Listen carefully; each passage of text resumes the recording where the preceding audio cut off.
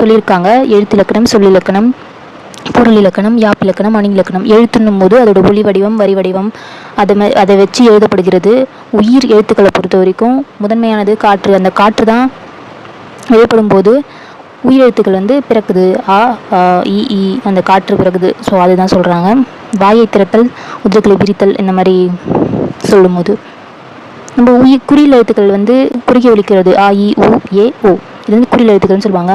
ஆ, இ, உ, ஏ, ஐ, ஓ, ஔ இந்த மாதிரி எழுத்துக்கள் நீண்டு ஒலிக்கக்கூடிய எழுத்துக்கள். ஸோ அதை மாத்திரைகள்லாம் கொடுத்துருக்காங்க. மெய் எழுத்துக்கள்னால் நம்ம உடம்பு தான் மெய் அப்படின்னு சொல்லிட்டு பொருள்படுன்னு சொல்கிறாங்க. ஸோ இக்கு, இஞ்சி, அந்த இன்னும் வரைக்கும் வரக்கூடிய அந்த 18 மெய்யெழுத்துக்களும் மெய்யெழுத்துக்கள் தான் நம்மளோட உடம்பு. அதோட பொருளே உடம்புன்றது தான். அதில் மெல்லினம், வல்லினம், மெல்லினம், இடையினம். வல்லினம்னா ஒரு யானை கசடது, அப்புறம் யானை போன்று இருக்கும் தடிமனாக. மெல்லினம்னா மென்மையாக இருக்கக்கூடியது, ஞான நம்ம கூறும்போது. இடையினம் அதுக்கு இடப்பட்டது, வல்லினமும் இல்லாமல் மெல்லினமும் இல்லாமல்